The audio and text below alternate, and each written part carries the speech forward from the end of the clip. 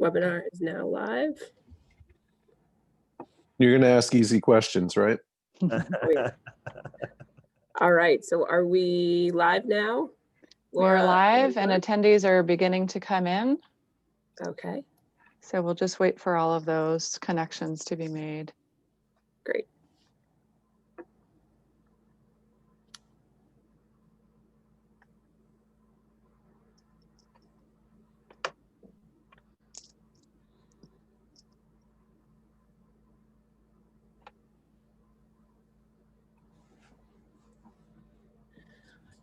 All right, and Laura, why don't I share my screen and then we can kick it off. I think you might have to unshare your screen. Here we go. Got it? Getting there.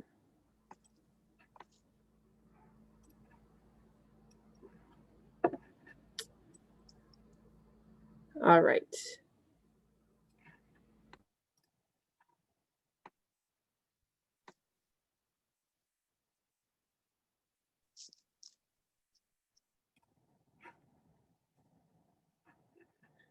Okay, so welcome everybody. Let's kick off this second Berkshire County Outdoor Recreation Summit, the fall 2020 edition.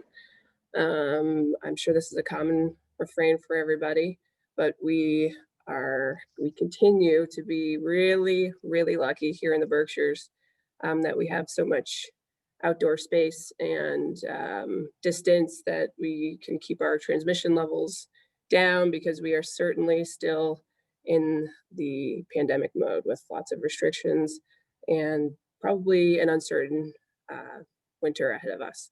So thanks again for joining. It's been a great summer, a lot of interesting progress in the outdoor space, especially here in the Berkshires.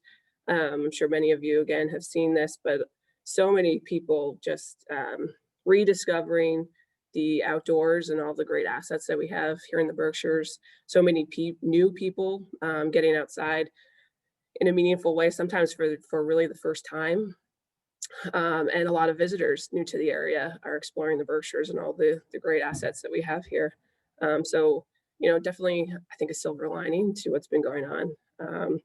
Just a quick recap on some of the projects that we talked about last session in the spring. Again, a lot of progress being made. The city of Pittsfield spoke about some of their park projects and the extension of the Ashwool-to-Cook bike path. That entire rail trail has been resurfaced and is now open. So that's really exciting for all of the cycling and bicycling and running and rollerblading that's been going on there. And they've been making progress moving forward with the construction documents to get the extension complete through Merrill or over to Crane Ave, right? Mass Audubon continues to make progress with their capital campaign for the outdoor center. And congratulations to Becky Cushing also. She's been recognized as a leader with Mass Audubon and has extended some of her coverage oversight. So it's great news coming out of Mass Audubon. The outdoor festival that Milltown that we had partnered with Hancock Shaker Village to produce. Unfortunately, that has been a COVID delay. Just the gathering numbers just aren't there yet for us. So that's been pushed back to October of 2021. But again, a silver lining, we've got that many more exciting plans, and I look forward to producing a really great event next year. Bike the Berkshires. I think everybody's been biking the Berkshires this year. So that's been exciting to see. They have an ambitious sort of information platform project that they are working on. I think now that they're entering the winter season, Jaron Pearson and the bike and board team will be sharing a bit more later, but they've been out straight. It's been a crazy bike year. So progress in building the bike community for sure in the Berkshires this summer. And Hanging Mountain, they've been moving ahead with their climbing project and received some grant funding to work on accommodating visitors to their space. So a lot of great progress and exciting things continuing to happen. One last one, BNRC has also been moving forward with a lot of trail work. Their properties have seen more action than ever. So it's been great to see just so many people out using those spaces. They opened Mahana Cobble right at Bousquet, and that's seen a lot of foot traffic exploring that Yoken Ridge line. So that's good to see for them as well. Just going to quickly walk through the agenda to share with you what to expect today. After I wrap up my ramblings, we'll move into a Berkshire winter sport panel. We're lucky here to have some leadership from our primary downhill ski partners.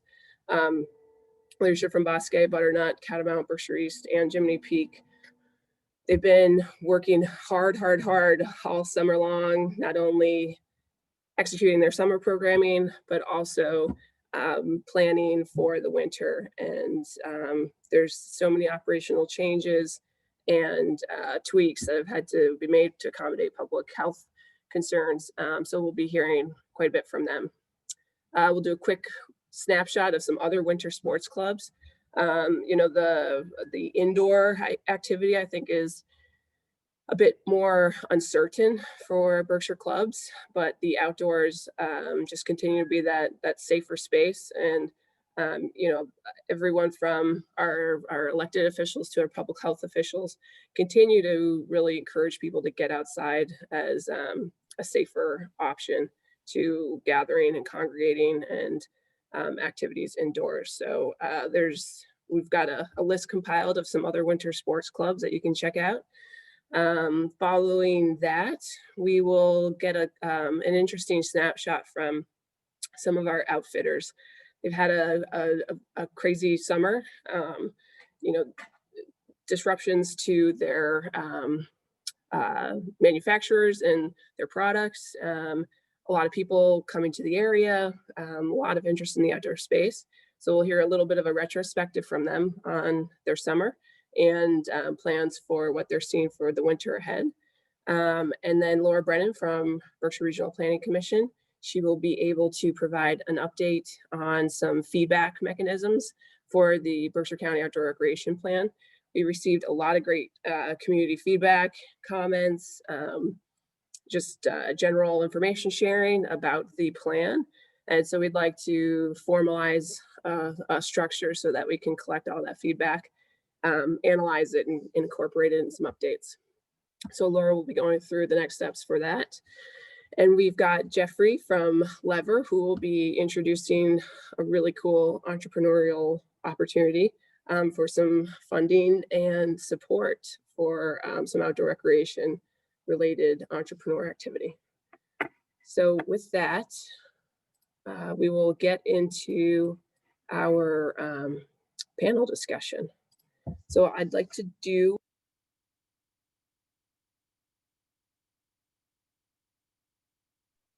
I think we just lost your audio, Carrie. Gary, we lost your audio.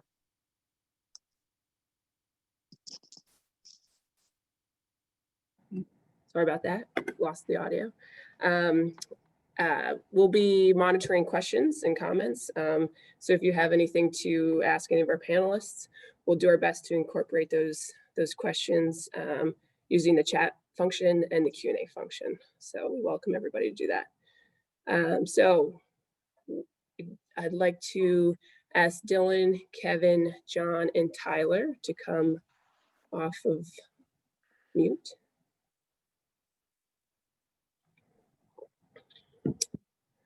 All right, can we hear you guys?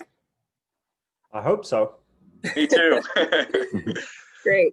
I'd like to just do allow you guys a quick opportunity to introduce yourselves. So we'll just go in alphabetical order. Kevin, new general manager at Bousquet. Why don't you give a quick couple-second intro? Hi, so my name is Kevin McMillan. I'm the general manager of Bousquet. I started in August, and it's been quite a ride so far. I came from Zor Outdoor, and so we spent the summer dealing with COVID. And so a lot of what I learned through the summer we're now pushing forward into the winter. Yeah, that'll be a great perspective to share also, sort of the transition from the summer operations into winter. How about Dylan from Butternut? Hi, everybody. I'm Dylan. I'm the marketing director at Butternut. Be going into my fourth season here in this position, and it's been a wild ride. A lot of planning, a lot of action behind the scenes to get ready for this winter. But we're really looking forward to it. We're thinking, it's going to be a great winter for us, and we can have a nice season outdoors and continue to keep people active and exercising and having a good time. Great. And John Schaefer from Catamount and Berkshire East. Hi, everybody. My name's John Schaefer. Depending on who asks, I run both Berkshire East and Catamount. Other times I try to hide. I've been helping rebuild Bousquet this summer, so we've had our hands full.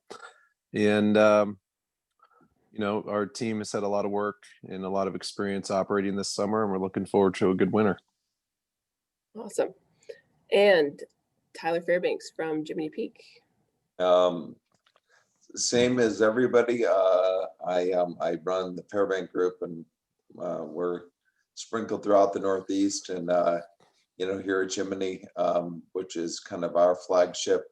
We've been off to a whatever start this summer to the winter. Hopefully there are some lessons learned from the summer. It was okay. It wasn't great. It wasn't bad. It was an okay summer. We had a self-imposed set of limits that we placed upon ourselves for operating, and we kind of met those limits routinely. And we'll see what the winter is going to bring. I'm anxious to hear what everybody has to say today. I know that we anticipate a busy winter if we have the weather cooperate. It's all about the weather. So who knows? We'll see. Well, we were joking before we, amongst the panelists, that at least we've got good news. We've got snow in the forecast on Friday. So for this particular panelist group in particular, that seems like great news. So hopefully that's indicative of more to come. Tyler, you brought up this summer, all four sites that you guys have, or five actually, that you've all been operating. You have some summer activities.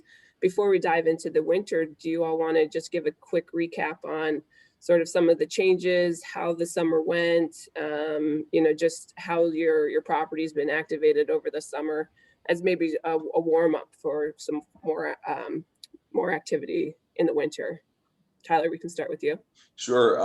As I was just saying, we operated this summer, and at all three of our resort properties, and that was interesting because we had to get smart about what was going on in Vermont, in New Hampshire, and in Massachusetts, and not necessarily so easy because those three states are a bit different, and they certainly operated very differently over the course of the summertime.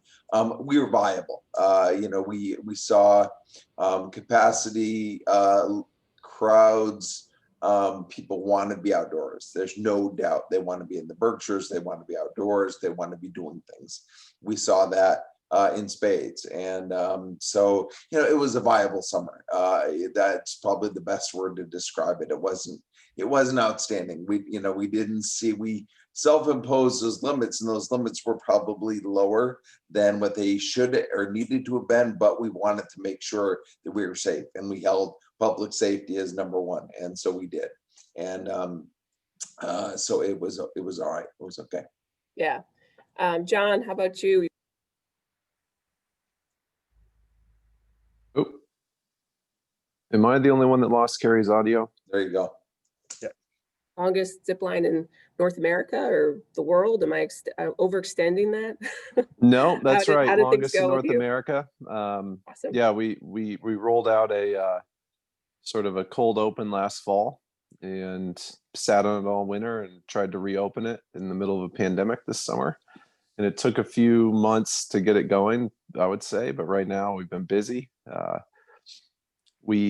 operatings are outdoor, Berkshire East, Catamount, and helping at Bousquet. So we've had a diverse group of recreation opportunities available this summer. So from whitewater rafting to zip lining at three locations, coaster and downhill mountain biking, which is essentially a mimic of skiing. We've had a lot of experience operating with crowds and guests and implementing the pretty now standard social distancing and operational requirements for COVID that we're all pretty used to.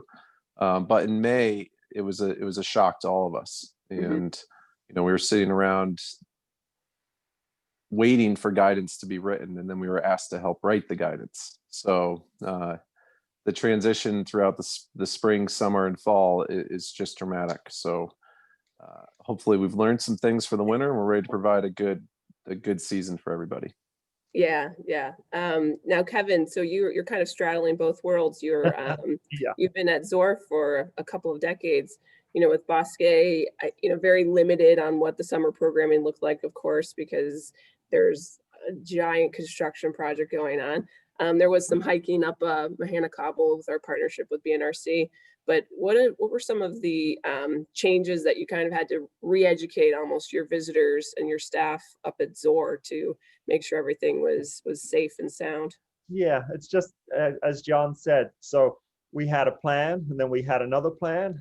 And so the biggest takeaway from the summer is that you can have as many plans as you need, but you need to be flexible and you need to keep shifting and changing. And so just like Tyler had said, our focus is on keeping the guests safe and keeping the employees safe. And I think if you always keep that front and center, then it's pretty easy to figure out what the next thing to do is. Guidelines from the state help. But again, it was a summer of just staying viable, just keeping out there in front of the guests. There was a lot of demand. It's just hard to meet the demand with both state and self-imposed capacity restrictions. I'm imagining we'll take a lot of that forward into the winter as well. We just have to be able to keep the guests and the employees safe. This is not going to last forever. And so we can afford to be careful for a year. Sure. Yeah.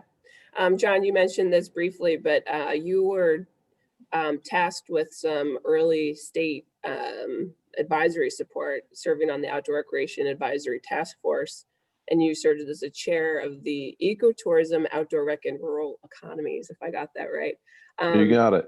Walk us through some of the steps, because as I understand, a lot of what you drafted, you put in place at your properties this summer, but a lot of that will be updated and brought forward to the ski industry. Walk us through some of the components of that for people to expect from the state guideline. Well, when we submitted in May, or when the task force were convened in May, we essentially ended up building the fire truck on the way to the fire. There was a high sense of urgency, and you sort of sit there and go, wait a minute, I thought they were going to do this. And then you turned out to be they. So there was a get rid of the denial, portion of the realization that we needed to get to work. So we pieced together guidance. We had a lot of help, a diverse team, and started anticipating our summer businesses. With the experience of summer, we're now looking towards winter. The guidance was submitted for review on Friday. Okay. So we should expect to hear back soon as an industry of where we sit. I would say that we took a diverse look at the industry, the operational standards out of South America, New Zealand, Australia, conversation from folks for those places. The skiing industry is very much a sharing industry. So the GMs and team members communicate openly. The National Ski Areas Association played an active role in combining language and providing it to us to help. And then we wrote very specific mass guidance, so we took a lot from existing guidance that had been written. So there wasn't a lot to the imagination of new rule writing, which would probably come under higher levels of scrutiny. So it's a mishmash of industry best practices, existing state rules. And, I think we've done a good job, and we're excited to hear what the feedback is. So Yeah, and I think, in some earlier conversations over the summer, Tyler, you were pointing to some of the challenges here. Some of the ski areas are a combination John, as you're saying, of many different business segments. So you've got a restaurant, you've got a retail shop, you've got an office space, you've got an outdoor recreation space. Some places have performance spaces. How are you kind of filtering through some of the existing guidance for your Jiminy Peak operation? You've probably got the largest footprint, arguably with the most buildings and structures. Have you started piecing together sort of that operational plan? Yeah, that was probably one of the bigger challenges over the course of the summer, was just try to keep this culture of planning, focused on delivering guest experiences during the course of the summer. And, that was a challenge because everyone wanted to talk about what are we going to do next? What are we going to do next? And so, we tried to keep people really zeroed in on, okay, let's get through, Labor Day weekend and then we'll talk.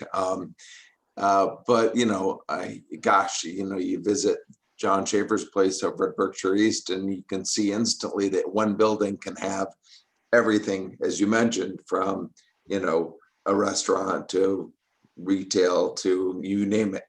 And so how do you accommodate that? And that becomes a challenge. And that, we've gone, and we're in the process of continuing to go through and put together the building by building, department by department outline of how are we going to get through the upcoming winter. And, that's a challenge because the state guidelines in Mass haven't even been issued for the winter yet.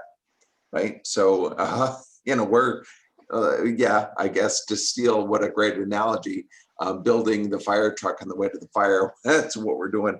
And that's all we can do for the winter is, anticipate what we think are going to be the guidelines for the winter and build accordingly. But, we won't know for a little bit still. So Sure. Yeah. So, Dylan, this one's a follow-up on an earlier conversation we had. There seems to be two major concern areas. There's the crowd gathering component of people in close proximity to each other from a COVID concern, and then there's the touch surface concern as well for those transmission issues. What are some interesting touch surface techniques that you guys have been implementing down at Butternut? You mentioned some of the challenges with just boot fitting and, using plastic sleeves and those kinds of things. What are some interesting creative approaches that you've been implementing down at your site? We've looked into it all. We've bought fog machines. We've got hand sanitizers. We've got plexiglass. I mean, all the PPE you could think of. One of the things going on right now is we have our shop sale open, and it looks a little bit different. We're doing reservation only, so we're not getting inundated with crowds or anything like that. And we've had to implement a lot of different pieces to that. If you try on clothes, touch clothes, we're taking those, racking them for 24 hours, steam cleaning them, disinfecting them before anybody is allowed to try those on again. Certain things have been an issue. Ski goggles, for instance. We don't want to fog them. We don't know how to sanitize them. We've asked people just not to try them on, which is hard because you want to try on a pair of goggles before you buy them. We've gotten kind of creative in the shower department. We've got shower sheets in between where the boot fitting goes on and the boot fitter and the person being fitted to create a barrier. You've got shower caps for trying on helmets. So you put on a plastic cap to put your helmet on. So we've looked at everything possible that we can think of. Plastic gloves for trying on gloves. So in addition to sanitizing all the touch points and everything, we've had to create multiple layers of process around something as simple as trying a coat on now. But we're doing it safely. And, you'd think people would be a little bit put off by having to follow all these additional rules. You have to register to come into the sale now. You have to rack all your clothes. Now you have to put a plastic shower cap on your head. But it's strange. People have been entirely receptive and thankful that we're taking those extra precautions. So yeah, something as we're planning it that we see is, oh man, look at all these different layers and steps to it. Ultimately, when the customer gets there and sees it, they've been grateful and thankful. I can't tell you how many people thanked us for continuing to have the shop sale and letting them in and helping them get their gear fitted for the year. Yeah, I think that's a great point you brought up there at the end. The people are grateful for all the extra steps and process and features and things that you have to do that was previously so much easier. So interesting. Who knew that the shower products would have so much tie into ski industry? Kevin, maybe you could share a little bit more about the food and bev changes. I think the après ski scene and getting your food, taking a break from your ski runs, that's so part of the ski experience. But that will probably look a lot different this year across the board. Can you share a little bit about what Bousquet is planning specifically for those options? Yeah, sure. It will certainly look different this year at Bousquet. So we have Soma Catering doing our food and beverage this year. And so we'll have a food truck on property, and we have a bunch of cabanas set up around the area as well. We have a bar that will be serving from the lodge outside. And our plan is to create like a marketplace around the outside area of the lodge so that we focus on everything outside. And then try to distribute people around the property as well. So we'll have a s'mores and hot chocolate area over by the beginner ski area and the tubing area. We'll have a bar and a fire pit, bunch of Adirondack chairs and so forth near the food truck. We should have a pizza oven and a barbecue area as well. So it's kind of fun where it's part of the creative process of trying to take this space and create these sort of memorable moments for folks, and then condense it a little bit. So we won't have quite the extensive après ski that you would normally have. We're looking for smaller, shorter, more focused experiences for folks, so that they boot up, ski, have a drink, maybe grab something to eat, and then leave, so that we don't have big crowds congregating. Yeah, that's exciting. I think that's been sort of another piece of this. So many restaurants explored outdoor dining this summer and really pushed forward on that front. And people like to be outside to eat and drink and dine and gather. And when we're forced to do this in a more comfortable way for the winter season, this might just lead to long-term, more fun outdoor experiences also. So I think there's a lot of lessons that we can carry forward with us. Thanks for sharing that. John, you get the best questions. This is sexy stuff coming for you. Bathrooms and lift lines. How are you imagining navigating those components at your sites? People will still need to use the bathroom, and they will still need to gather in some way to queue for the lifts. So how are you kind of thinking through that process? Maybe I'm oversimplifying it, but it's a geometry problem. So, I can't be six feet or less than you unless we're wearing masks. And, there's certain guidelines that will be released for the lift lines. It's less about the fore and aft separation for people in the lift line as it is the side to side. So your ski tip, ski tail, keep about 6 feet of distance between folks. But on the side to side run, you have to leave a ghost line. Or again, just do some geometry homework and figure it out. So that's a TBD. It'll be an experiment to figure out how to work. Our bathrooms have capacity, restrictions for buildings that we'll have to monitor. So, how do you monitor capacity at each location is a question that we've been analyzing closely. We're going to rely on some technology and some human, set eyes on the whole thing to pay attention to it. We have some pretty cool capacity counters that we found. So we're going to rely heavily on those, and there'll be visual indicators to our guests to show numbers and safe to enter, not safe to enter. And then we're also getting outdoor trailers for bathrooms.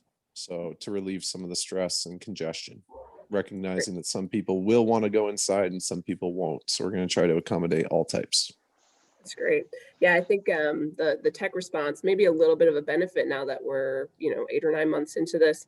The tech response for a lot of the services and software platforms that you can layer into your operations have really helped. I think people challenged with capacity counts and access swipe cards and those types of things. So, in some ways, we've got some good lessons learned that we can implement now, being a few more months ahead than where we were in the spring. How about staff protocol? And I'll leave this to anybody who'd like to chime in. So much of the experience on the Hill is hospitality and the people that you come across. They're keeping your staff separated and protected and distanced is just as important as the visitor, so that we can keep these places open and operating. What sorts of creative procedures have you put in place for your staffs as well? I'll jump in. So there's best practices within each industry. So there's certain state law requirements that we have to follow, and then operationally, we're isolating our food distribution point outside. So it'll be exchanged through the window for the first time ever. Rentals will have reduced capacity. We'll be exchanging our rental gear outside, and boot fitting will happen in isolated areas inside, but the ski will be passed through, outdoors. So we're taking steps across the board to limit contact time, removing customer service and tickets from our lodges and moving them to box office trailers outside, so we can keep the lines separate and to handle that geometry problem. So as much as possible, we're trying to maintain the health and safety of our workforce. But this winter is really going to be a contract between not only the workforce, but also the guests that arrive. So there's a new relationship, which will have to occur between everybody at a ski area to make sure that the season goes off without a hitch. Mm-hmm. And guests will have to be on their best behavior, and staff will have to be on their best behavior in terms of hygiene and sanitization, so that we make sure that the season is effective, efficient, and as healthy as possible. I think John hit on a couple of points that I just want to add on to, and that is that both the CDC and the State Department of Health have really issued guidelines that are pretty specific. And those specific guidelines are for staff safety. And so, for us, and I'm sure for all of the ski resorts, we are really focused on making sure that we, at a minimum, are meeting those requirements, and in many instances going a little further than those. So that's the effort is to follow those. And I think it's just important for people to know that the industries are really focused, and beyond the industries. I mean, what was said earlier about NSAA, National Skiers Association, they've done a great job. It is an industry of sharing.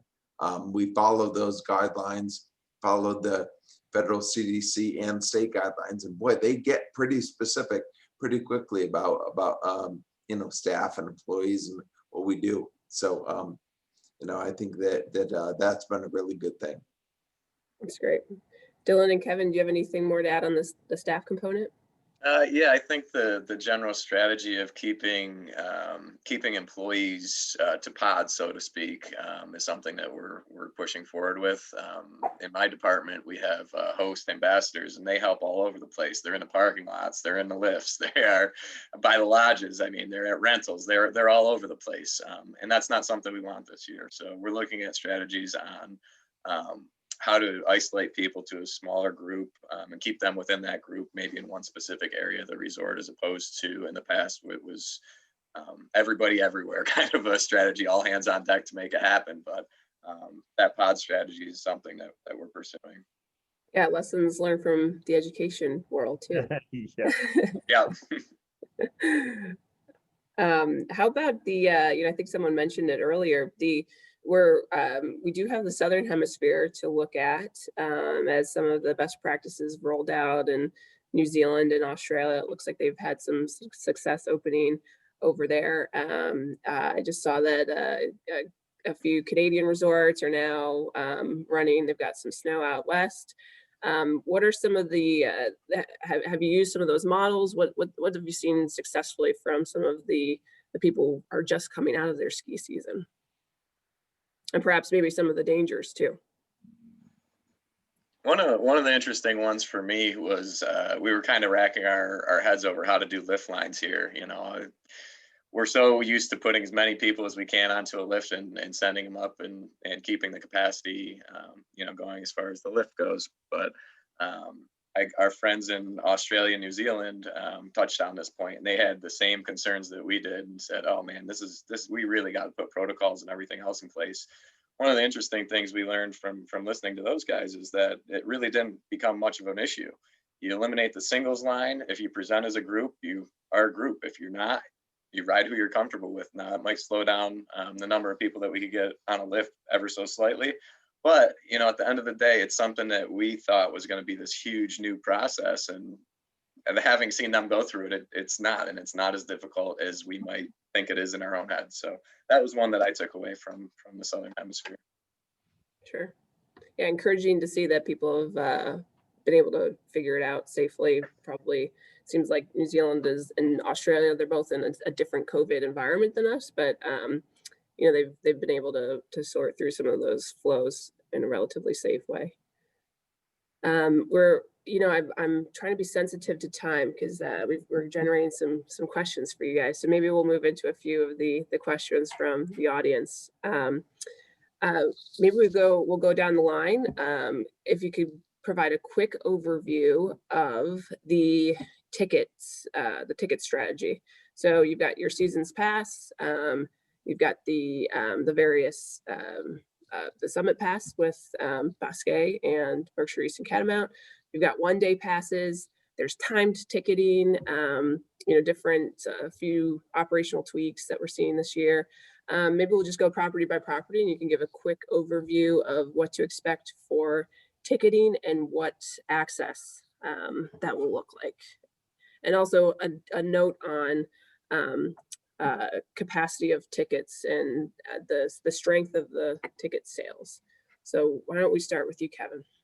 Sure. So we have no restrictions for season pass holders currently.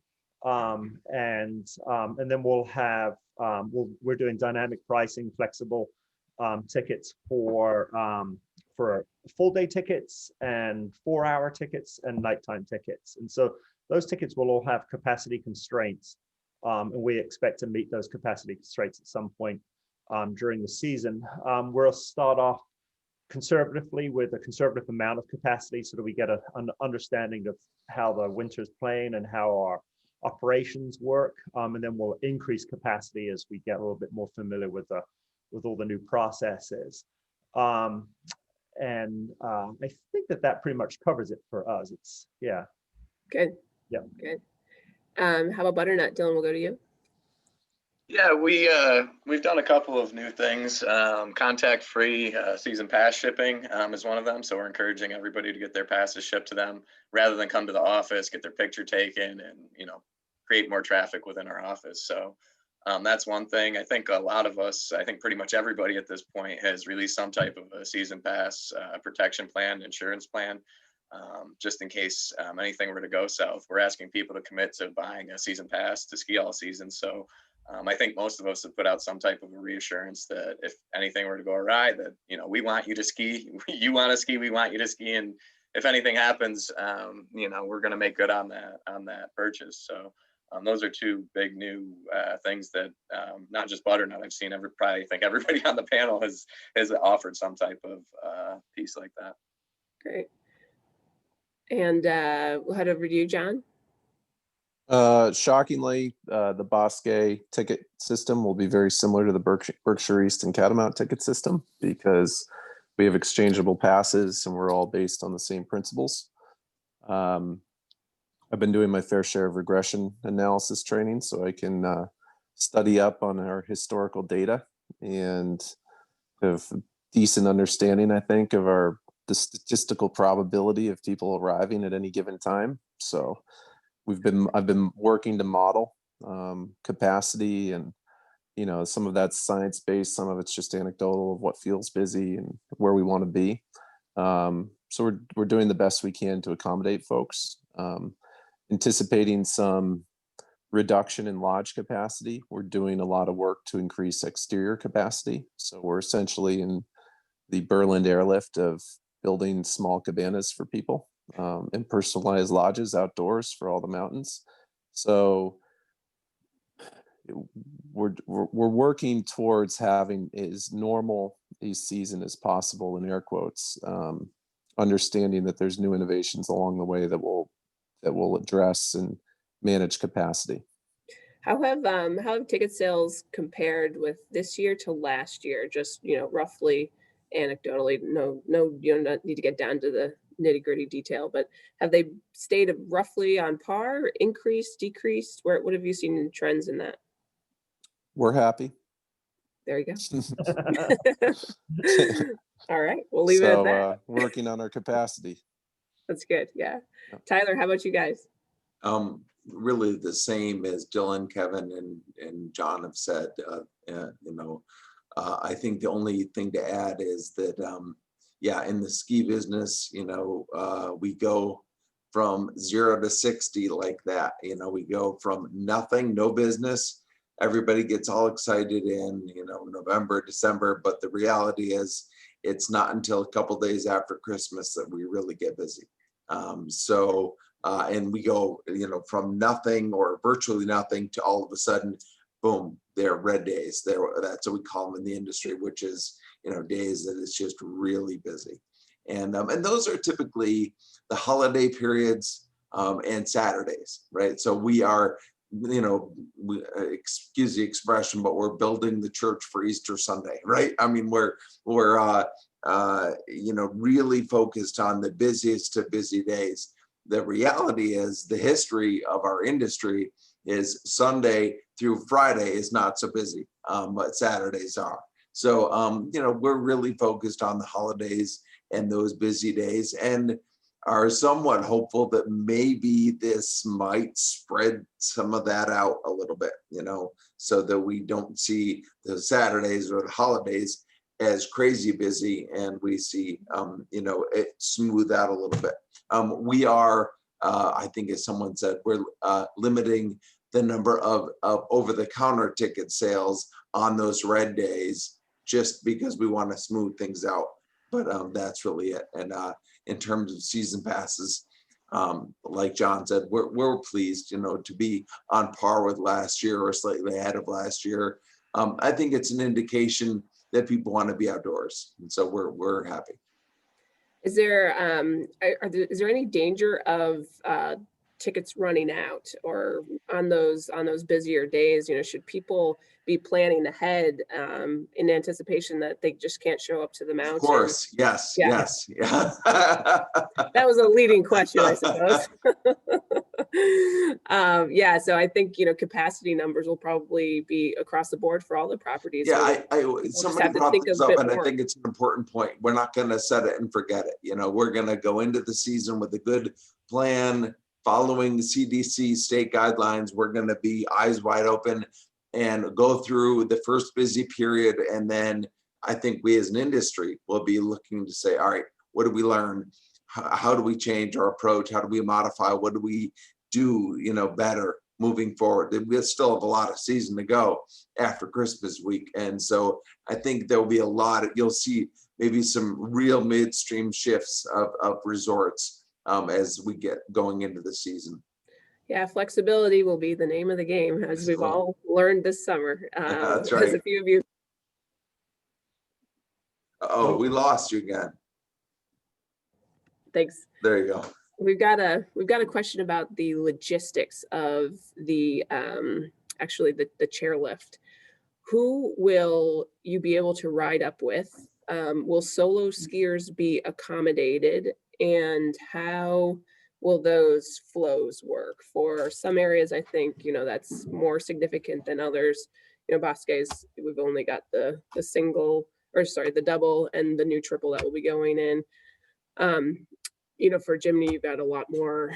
You've got the 6 and more lifts. So how what can people expect for each property on the chairlift dynamic of who you can ride up with and how those flows will work if you've sorted through that. Tyler, why don't we start with you're right here. Sure. Yeah, I think we've all probably ad nauseum, had conversations on this topic, and we're waiting to get guidance from the state as to exactly what it looks like. A group that presents together, a family that arrives together, presents together, will be allowed to ride a lift together, whether it's a 2, 3, 4, 6 person lift, doesn't matter. That will be the case. I think the issue is going to be the people who show up and they're not necessarily in a large group, they're in a smaller group. How will they be able to ride? We're kind of anticipating most likely somewhere in the 50% range. So, a double chairlift 1, triple chairlift, well, that becomes a little bit of an issue, right? That capacity becomes a problem. A quad, 2, 6 person, 3, one can do the math, but that's the way we're looking at it. Yeah, and so, that's kind of introduces another choke point almost, because if you're restricting the amount of people who can ride the chairlift at one time, does that create a longer line with more gathering risk? Right. John, Kevin, Dylan, any more to add on the chairlift dynamic? It's probably better that I don't speak on this one because I know it's been suggested. My advice would be to look to neighboring states and see what they're doing for guidance. It's probably pretty similar to what's going to be written in Massachusetts, and it's the obvious ones, right? So if you are in a social group or family group that is comfortable riding the chair together, you're probably going to be allowed to ride the chair together in Massachusetts this year. And if you're not, the mountain will not be able to force people to group up to ride the lift, for example.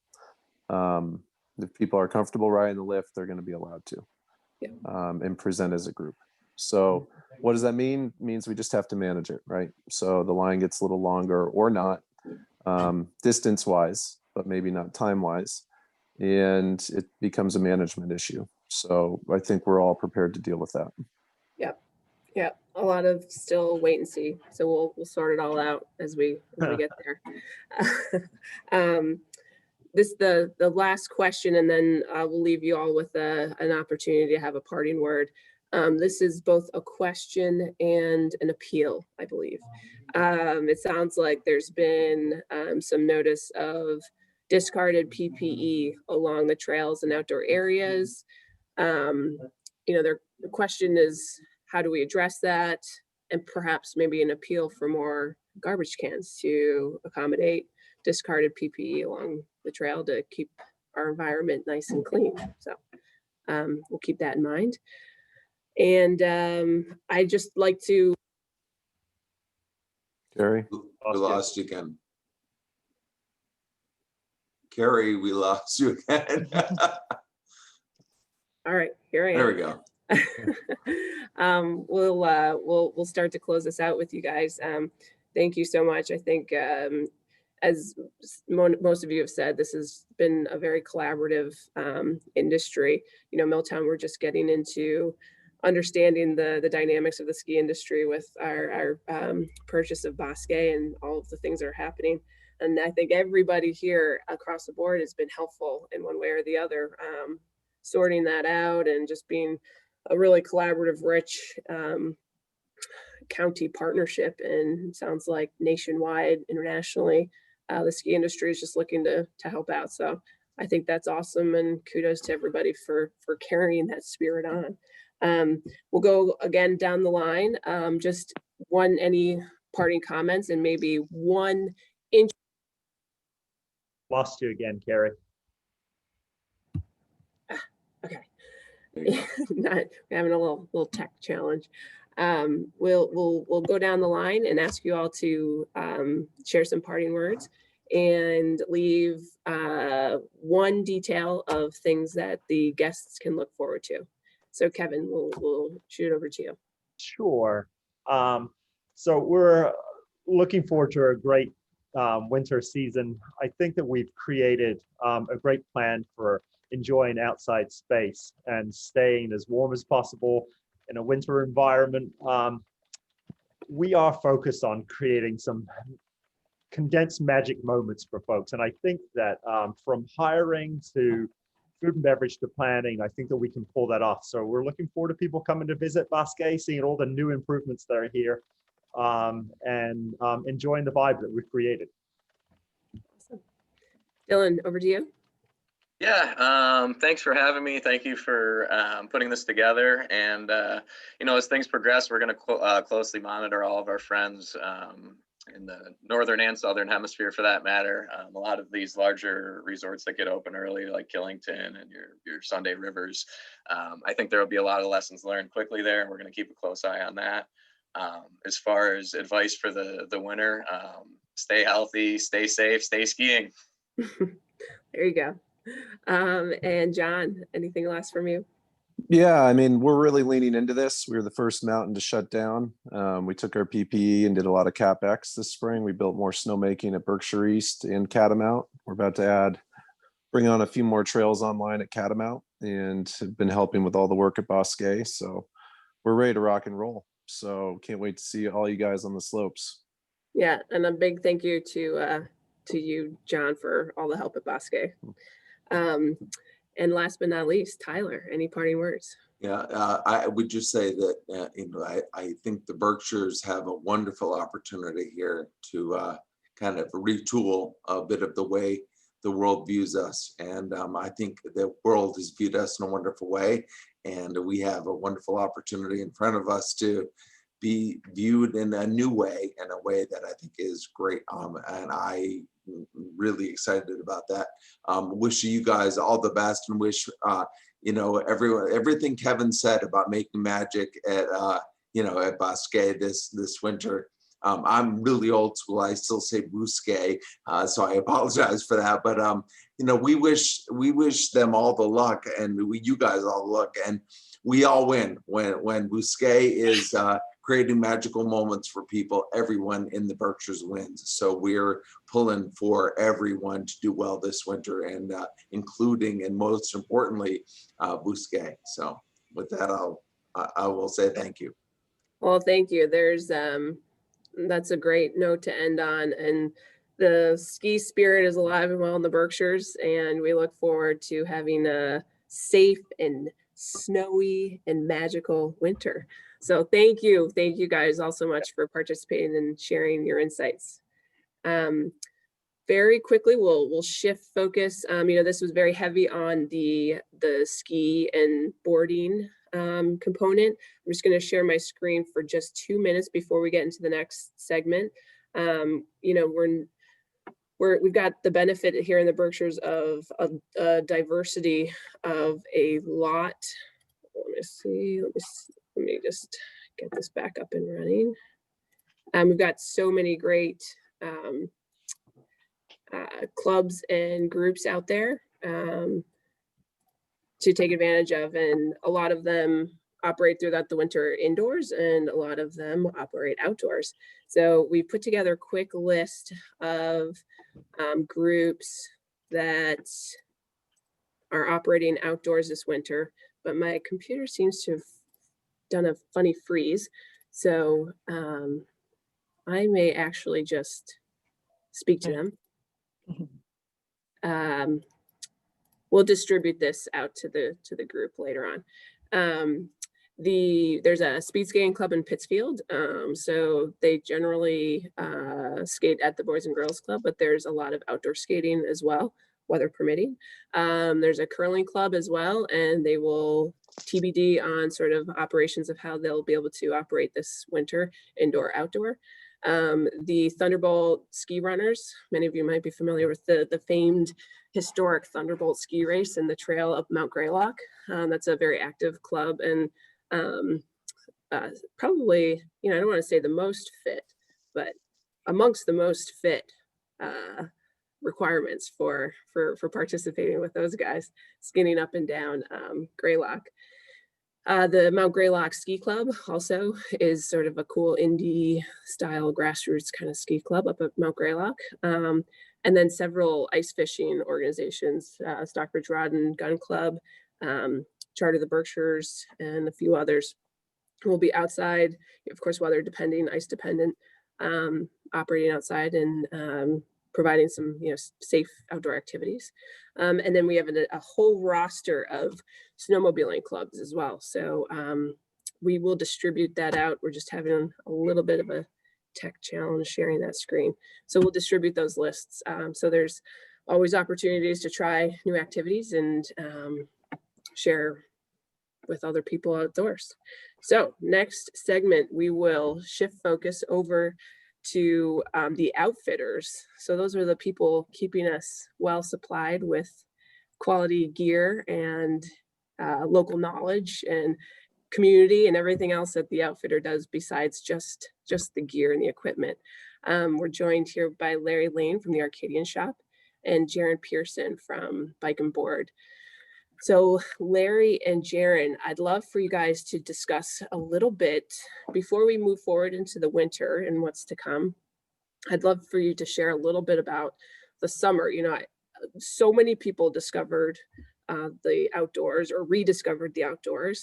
There was a lot of anecdotal conversations about you can't find any bikes, you can't find any kayaks. Can you talk through a little bit of that dynamic? And was that a supply issue from your suppliers? Was it a demand issue or a little bit of both? Can you just share a little bit about the summer retrospective from your perspective? Larry, why don't we start with you? Well, the world stopped in March and we had no clue. Clouds were dark. What are we going to do? And, fortunately for us with bicycles, we could continue with curbside and repairs and stuff. And as when March or April and May hit, it was like we realized that we were not going to have enough inventory, and our suppliers, the supply chain got shut down in China, and that's where a lot of product is made. And we're still suffering from that right now. We in our case, we have more than bicycles. The water sports department went crazy, and that's manufactured mostly in the US, which is kind of good, but we're dealing with a worldwide demand right now, and it's not just the Berkshires or the US, so we're trying to compete against all those other areas. And so after every month we say, well, we had a good month, and what are we going to do next month? And we're seeing with winter sports the same thing happening. We started our business in August, which was never really started that early. We've already contacted our suppliers, and they're going to run out of gear. And I think that's really driving our retail business right now. People anticipating similar situations that they had this spring. So we're waiting and seeing. And, yeah, I mean, it's been without a doubt that retail, brick and mortar retail has been hit really hard throughout this pandemic. And I think specifically, Larry, for you and Jaron, your spaces are so important because it really feels like a community. Oh, we've lost you. Sorry. It feels like a community space just as much as a retail space.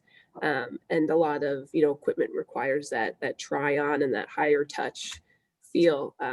So, that's just another challenge to work through. Jaron, what have you guys seen down at Bike and Board, and how have you adjusted your operations? Good morning. How's my sound? Good? Great. Better than mine. You're doing great. It's been an interesting year. I think the first thing I want to say is just thank you to the ski resorts and the community, Milltown, Berkshire Regional Planning Commission, everybody for kind of putting this kind of thing together. It's funny, we sit here and brainstorm about different things all the time, whether it's community bike lanes or different events or Bousquet. And there's people in the community that are making these things happen that we're just brainstorming about like on a day-to-day basis. So we're super grateful that that's happening. And as a retailer, we count on you guys. So it's been amazing to see how things have kind of unfolded over the past couple of years. To your question, essentially this year being a strange one. Yeah, it was a strange one. We definitely kind of rolled the dice earlier in the spring, like right as the pandemic was starting and we had a lot of inventory, and have like pretty aggressively pursued suppliers on how to keep inventory. The hardest part about that has been managing expectations with customers. What I will say from experience over the last 6 or so months is that people have been great. You know, we are forecasting like, hey, we don't have this bike here. We're going to put your name on it, kind of attach you to it, take a small down payment on it to kind of reserve somebody's spot in line, and then kind of play this shuffle dance of like, this bike came in and it's a different color, but are you still interested in it? And honestly, people have really been great. I can't say enough. You know, we thank everybody for being patient with us. It's been an interesting and a challenging year, but it's been a fun year. COVID accelerated a lot of things that we kind of have wanted to do or have been thinking about doing. Like, we basically closed our doors all summer and did everything outside. And it seems like the public really enjoyed it. And from, you know, an employee or a business standpoint, we also really enjoyed it. When it comes to buying a bicycle or a lot of things in the world, there's like an analysis paralysis that happens when you're presented with too many choices. So basically people would come to the bike shop and they would say, I'm looking for this. And we kind of rephrase that question of like, you know, what kind of cyclist are you? And kind of steer the conversation from there and pretty much present people with 2 options. And it really streamlined the sales process. And I think getting some feedback from the general public and also, you know, internally, it worked really well. It was smoother, less kind of, you know, like sales that happen in the same day versus these things that draw it out over the course of a few weeks. So that was great. And then kind of the other general feedback from the summer that we're really excited about here, both at Berkshire Bike and Board, and then just myself as a Berkshire resident and somebody that wants to see this community thrive. You know, sales, I think John said earlier, like, we're happy how the year's gone so far. And the coolest part though is that like 80% of sales this year have been new customers. And that's awesome in a lot of different ways. One, it's a different demographic than we're used to. It's still a lot of people from like New York City, Boston, different cities coming to the Berkshires. But it's a younger demographic, and it's people that really want to get outside and use the Berkshires for kind of what we know and love. I mean, I love going to Tanglewood just as much as the next person, but I also really love riding my mountain bike in Lenox Mountain. And I feel like that was missed for a lot of people. And now we're starting to see that happen more and more. So it's been an interesting year. It's been challenging at times, but we're, you know, keep on trudging along. Yeah, that's an interesting observation with the customer component. You know, that's sort of also some of these questions of, you know, who are buying all of these things. Are there outdoor enthusiasts who are upgrading because they're spending more time outside? They have more time to, you know, pursue their cycling interests or you know, paddling interests, or is it brand new people? Larry, what was your observation of the customer flow? Was it a lot of the same folks kind of upgrading or getting more equipment, or did you see a lot of those new faces as well? No, I think, you know, as was pointed out earlier, outdoors has been rediscovered, and it's been a lot of new faces, new people, you know, re-entering. I think we can tell from trails, you know, both mountain bike and hiking, that they've gotten a lot wider because a lot more people are using them. And I know for us, you know, we're a trailhead for Kennedy Park, and there was one time at the store where our lot was full. It was so, and you know, we were shut down, and the a state policeman came thinking that our doors were open. And so we had to explain to them, no, these are people outside, our doors are locked. But yeah, so I think a lot of people, you know, it's a lot of new people discovering. This was pointed out, you know, it is people from outside the area too, you know, coming from metropolitan areas, feeling this is, you know, a safer spot to be. And so, yeah, I think that's I think it's going to be sustainable, and we're very hopeful about this. And You know, so you Good. know, if there can be anything positive about COVID, I think that is one of the things that's really happened. So That's great. It sounds like a true growth of market, which is hopefully, as you both said, sustained and contributing to just great positive dynamics in the Berkshires, from population to economic drivers and recreation satisfaction, I guess, for lack of a better term. So it sounds like the summer, you know, had some challenges, but also some silver linings. Let's shift gears and look out towards the winter. Larry, while we have you, what are some of the key products that you are anticipating will be popular, and maybe as, like, you know, a little nudge for people if they want to get their hands on them, maybe they should do sooner rather than later. Do you have any popular product predictions? We won't hold you to it. But. Well, you know, again, outdoors is the safest place to be. And as I mentioned earlier, you know, winter sports are going to be important. And, you know, snowshoeing, you know, it's really easy. You know, if you can walk, you can snowshoe. So that's a really easy activity for people, you know, both entering and, you know, for the first time. Skiing, one thing we've really noticed a big uptick in is backcountry skiing. You know, it's always been popular, but I know we're doing our best at the downhill areas, alpine, but, you know, there's some people just don't want to wait in line. So we're seeing some, you know, significant interest in that sport, AT skiing, as well as backcountry. And also ice grippers, you know, yak tracks and so on, you know, that's always been super popular, but, you know, if you're going to be outside, you don't want to slip on the ice. So, you know, we've really, predict that'll probably be one of our biggest items in the store. All right. So. Well, heard it here, folks. Make sure you get those ordered up. Jaron, how about you guys? What are you seeing as some of the hot ticket items for this winter season from a product perspective? Electric bicycles. That's kind of a joke, but kind of serious.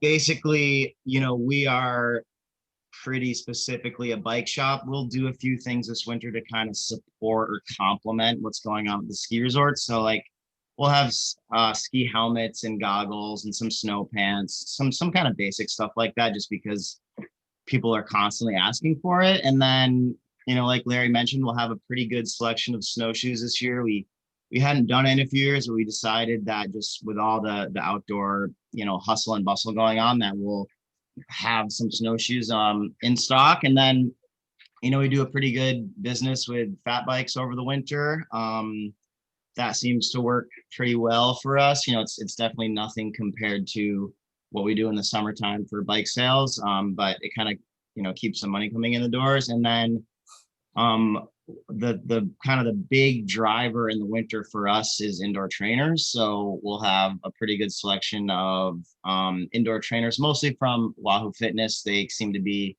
the leader in that category. And yeah, I mean, we like it. It's a great way, basically. You know, I personally use it to get some kind of low, steady base miles in, like January, February, March, when it's colder and I don't really want to go outside, as much as I hate to say it.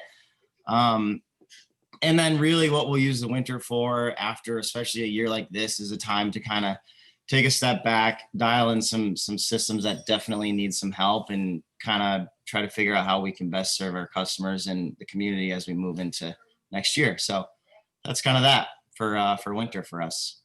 Sounds good. That seems like a good mix of products. We've got a question about events. Now, both you and Larry are both involved in types of events that people look forward to. Larry, I, for one, am a little concerned because I always ask for Banff Film Festival tickets for Christmas. What can you share with the eager audience about what will be going on with Banff? Do you know? Well, you're not alone. We've already had calls. It's something we all look forward to. Unfortunately, this is not going to be a good year. You know, we combine this with, you know, a big fundraiser for the Lennox school system. And so, you know, crowds are important. You know, the crew team has refreshments set up, because for those that aren't aware, we do it at the Lennox High School. But because it's going to be virtual this year and we could have limited seating, you know, first of all, I know we wouldn't be able to use the venue. And so we've postponed it. And, you know, this year is not going to be a year that we'll be sponsoring it, but we've already been in contact with them. We assume we'll be on board the following year. And, but yeah, that's a casualty of COVID, unfortunately. Bummer. Yeah. Bummer. Well, we'll tune in for virtual models. And then we'll just have to create our own adventures. Oh yeah, and you can. There will be it will be available online for those that do want to keep that record going of 22 plus years. So good. Well, I'm sure lots of people are disappointed, but that's the way it's got to be. Jaron, how about you? You guys have gotten creative with some outdoor cycling competitions. The ice. The ice crit. You explain it better. The ice loop thing. Yeah, there's been a bunch of weird events over the past few years. We did the downhill mountain bike race at Bousquet. We've done some bike racing on the Card Pond in West Stockbridge, which is really cool. Events are definitely a big part of like the long-term business model and how we kind of evolve as a retailer to, events really support retail. And I think, speaking for everybody here at Berkshire Bike and Board and then kind of the community is that they're fun. We enjoy it. So with COVID, obviously we had to kind of take a step back from that temporarily, kind of twofold. One, just because the safety of the world was more important than, racing our bicycles around in, here or there. And then two, part of the reason that we do events is as a kind of a marketing arm for the business. And for better or for worse, COVID was kind of like it was a marketing arm, you know what I mean? Like all of a sudden riding a bicycle or kayaking or paddleboarding was like the thing to do. So we were able to kind of keep the business going over the summer, even though we did roll back some of that stuff. But moving forward, events are definitely on the agenda. Again, it's something I personally really love pulling together and being a part of. So I don't think that's going to go away anytime soon, just kind of taking a temporary pause on it. All right. We'll all look very much forward to not doing virtual races and not doing virtual film festivals and getting back together. But in the meantime, at least they're still going that way. Shout out though on the virtual, not so much about the art shop, but the Josh Billings proved to be very successful and just rewarding. For what that race is all about and the support it got. So, and that's Terry, of course, you were super involved with, putting a lot of this stuff together. So a shout out to you as well. Yeah, no, that was the Josh Billings. They had such a tremendous show up for the virtual component. And, I think it just goes to show that people still want to feel connected in some way. They love the pursuit of, sweating together as a community, working hard together as a community, but we're just adapting to the environment. So it's kudos to a lot of race directors who are just trying to figure it out and keep them going and give people something to do and connect, maybe online, but still connect. So it's good. All right, well, thank you so much, Larry and Jaron, for sharing those insights. And you heard it here, people, get those orders in. Then you might run into some waits, so get them in. Thank you guys a lot. Thank you. Yeah, bye-bye. Bye. All right, so next on the agenda, we've got Laura Brennan from Berkshire Regional Planning Commission, one of our fearless hosts here. We got so much feedback about the outdoor recreation plan that was published earlier the spring of 2020. A lot of excitement, and quite frankly, it was a meaty document. So we are just thrilled by how many people poured through that and read so carefully all of the different components and really absorbed it. So thank you in advance to everyone who's shared their insights and additional information and and some concerns along the way. So we appreciate all of that feedback, and I'm going to kick it over to Laura to outline some of the next steps that will be coming with the plan. So Laura, off to you. Great, thank you. As Carrie mentioned, we released the outdoor recreation plan in May after about a 9 or 10 month process, and which took a little bit longer than we had anticipated, but we had a lot of very intentional steps to take in order to gather community input, to gather with people in person in January, one of the last group meetings that I attended, other than, of course, the BIC opening. And then lots of opportunities for people to reply through surveys. We had responses, upwards of 2,000 people responded to the general public survey on the plan. So, but of course, when you reach that point of finally putting it to print or sharing it through PDF format, immediately new things happen and new investments occur, and Milltown buys a mountain, and there are all sorts of things that we weren't able to include in the original sort of primary copy of that. So our intention is to create addendums to the plan on a fairly regular basis. We hope to issue an addendum in the spring of 2021. And in anticipation of that, and because we've already received a lot of feedback since the plan was published, we needed to create a organized way of gathering more input. So I'm going to just share my screen so that you can all see the link that we've created. This is going to take you to a pretty simple survey process in order to tell us either by activity type or from a broad perspective, what is it that you would like to see added or spotlighted in future addendums, perhaps even in future sessions like this one when we gather people virtually. So if you follow this link to that survey, you can tell us if something new has popped up, if you have plans, if you're looking for collaborators, certainly if you have concerns about specific aspects of the plan.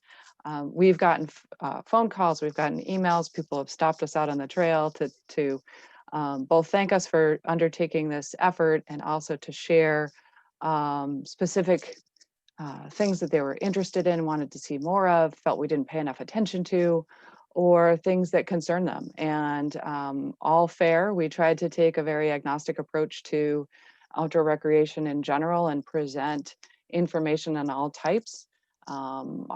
Give my usual disclaimer that just because there are 50 or 100 recommendations in the plan does not mean that Milltown or BRPC is specifically endorsing any one of those. We're saying if the community were to come together and say, we want to pursue the expansion of this activity, these are some things that could be done to achieve that. So be aware that the plan is not a directive. No part of it is something that we're saying needs to be pursued in its entirety, but we're just trying to provide pathways should a particular activity type be something that we want to pursue as a community. So we do urge you to use this method to provide feedback. It's going to allow us to aggregate responses. It's going to allow us to keep organized when we include your feedback in coming addendums, and it's also going to provide you a chance to reflect on the whole plan. I think, if you've read one portion of it, it can maybe seem imbalanced, and it's important that you take a look at the whole picture. So I will we'll share this link again out to all attendees along with the slide that Carrie was reading for us earlier, so that everybody has that. But we appreciate it. I appreciate your feedback so far and the input that we know will come. So thank you. Yeah, I think we're just so lucky not only to have so many natural assets and so much outdoor space in the Berkshires, but we also have a really engaged outdoor community too. So there's so many advocates and stewards and environmentalists and athletes and just a really rich user body. So it's wonderful to see so many thoughtful comments and feedback, and really challenging everybody to collaborate and do well by everybody. So that's excellent. So look forward to rolling that out, and we will distribute those links and that information as a follow-up to that. So thank you, Laura. Jeffrey, you've hung in there. Thank you so much. So I'd love to, we'll enter into our last segment with Jeffrey Thomas from Lever. We've had the pleasure of getting to know Lever over the last couple of years, most notably known for their entrepreneurial support and sort of economic investment in Berkshire County. And Jeffrey's had a big role in really driving the entrepreneurial spirit in the Berkshires. And he has an exciting opportunity to share with everybody that is outdoor recreation focused. So Jeffrey, I'll let you take it from here. Thanks, Carrie. You hear me okay? Gotcha. Yep. All right, great. And thanks, Carrie and your colleagues at Milltown for putting this together. It's great to hear from these recreational anchors in the region. Learned so much. It's great. Laura, thank you also. And the Berkshire Regional Planning Commission has actually laid the groundwork for what I'm going to tell you about. And maybe I can explain that. But yeah, Lever is a startup incubator and accelerator. We're based in North Adams. And, you know, we're trying to create jobs basically at the end of the day. And what I'm here today to ask you for is your help in identifying entrepreneurs to participate in our newest challenge, the Mohawk Trail Entrepreneur Challenge. And what we're looking for are what we're calling Woodlands related businesses that would operate in the Mohawk Trail communities and create jobs there. That's really what we're looking for. I'm going to get into more details in a minute. Let's say just a little more background on our challenge programs. I'll say a little bit about the Mohawk Trail Woodlands Partnership, which not everybody I think has heard of yet. And then I'll get into a little bit more details, but this is all going to go real quick. I'm not going to dilly-dally. So yeah, Lever uses these challenge programs, competitions really, to help activate and focus and support entrepreneurs in particular verticals that we believe are going to really help in the regional economy and are good fits here. We've run challenges in the arts and in health technology. We've run challenges in sustainability. And recently we've been running challenges to help companies pivot to make goods and services to help with the COVID response. So we love this model. We even put a big carrot there with a $25,000 grant to the winner. But everybody, all the companies that participate seem to get a lot out of these programs, and even the ones that don't win money often go on and have success.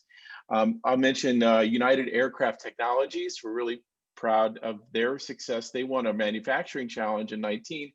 And breaking news, they're moving from Troy, New York to Pittsfield, Massachusetts. This will be, they got the red carpet package from the city, and it's going to be discussed at the city council tonight. So anyway, that's exactly the kind of outcomes we're working for. So let's now pivot a little bit to the Mohawk Trail Woodlands Partnership. What's that about? This was created in 2018 by the state legislation. It's an active legislature, and it's for up to 21 towns in the Mohawk Trail region, and that's basically loosely defined as Route 2 from Williamstown in the west to Greenfield in the east. And actually there's 16 of the 21 towns have become members of this partnership. And so our program is really focused on those 16 towns. It does not, unfortunately, include Pittsfield, and maybe somebody else can explain that, but it does include Peru and Windsor and Cheshire and Adams and North Adams. I'll have a map in a minute. So that's just some background on the program. Let me just tell you a little more specifically what we're looking for. Really three things.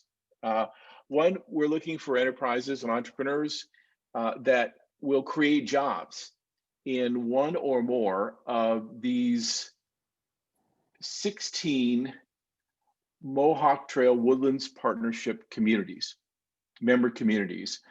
I mentioned, Williamstown, New Ashford, Clarksburg, North Adams, Cheshire. I mean, you can read as well as I. The second criteria is that they need to, the business idea must relate to the natural woodland resources of the region. Zora Outdoor is a great example with whitewater rafting and zipline tours. Another example might be a company we found out about based actually in Tennessee, but they're making really high-end sustainable flooring, harvesting only trees that have already fallen down. Okay, so woodlands related businesses, certainly recreation is focused, but also sustainable woodland related products. And then the third criteria is we're looking for startups only, companies that are less than 2 years old and have less than $500,000 a year in revenue. Applications, we're accepting applications now. It's a first come, first included type of thing. So we encourage everybody to apply right away. It's a really simple process. The program will occur completely remotely. We've pivoted all our programming to remote on Zoom, and I have to say it's gone remarkably well. And we can all stay safe that way. And so we'll be starting things up in January and finishing in March, but we're taking applications right now. So that's what I wanted to say. Thanks for the opportunity to talk about this, and I'd be happy to answer any questions. Sure, yes, we've got a couple. Are there any restrictions with how the award funding can be used? Is it restricted to capital or investment? I read how can the awardees use the funding? Yeah, that's one of the things I love about our challenges. The funding is fungible, so long as it's being used to advance the business that's pitched in the competition. But right, it can be used for CapEx, it can be used for salary support, for supplies, for lease. Really, however you're going to be able to advance the business is how we want you to use the money. That's good, especially when things are moving so quickly. It's good to have less restrictions. Yeah. And what was the total award amount? I might have wished. Oh, thank you. I guess I didn't say that. It's a $25,000 grant. Awesome. Award. Awesome. That can move the needle for sure. And then how can people apply? And is there a deadline, or is this a rolling? What are the application details? Yeah, thanks. I forward you a link, Carrie, in the chat. Maybe you can share it with the folks on the call. Yes. That takes you to our website and application. It takes you 5 minutes to complete, and we're taking applications that come in, and we're going to fill up the cohort, and then we'll close applications. So it's first come, first serve. We did get an application. I wanted to mention from someone that was referred to us by John Schaefer, I think, at Berkshire East. This is a young person who grew up in Charlemont, is living in Wyoming, and has applied because they want to come back to the Mohawk Trail region and launch a mountain biking touring business. Oh, we love that. Exactly. That's perfect. Awesome. Yeah. So yeah, please, that's great if you're interested, or you know someone who's interested, please let them know about this. Put them in touch with us. We'd love to talk. Absolutely. That's great. Thank you, Jeffrey. It'll be exciting to see what ideas are generated and the entrepreneurial growth that will surely stimulate. So thank you. Thank you, Carrie. Take care. Take care. All right. So thank you everybody so much for participating. This was such a great, rich discussion. There's been a couple extra questions that hard to filter in where we should address these questions. But I would like to share that we will be having another follow-up session in the spring where some of these themes will be touched on. So there are a few questions about, expanding, thoughtful about the demographics and expanding access to the outdoors to. Lost your sound again. Lost your sound. Carrie, we can't hear you.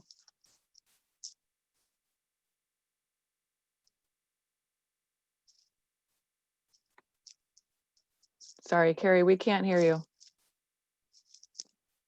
Well, okay, sorry, lost my sound again. I'll start over. There's some discussion and questions about demographics and expanding access to groups who have traditionally not been so accessible to the outdoors. So this is a topic that we would like to cover in the spring session as well.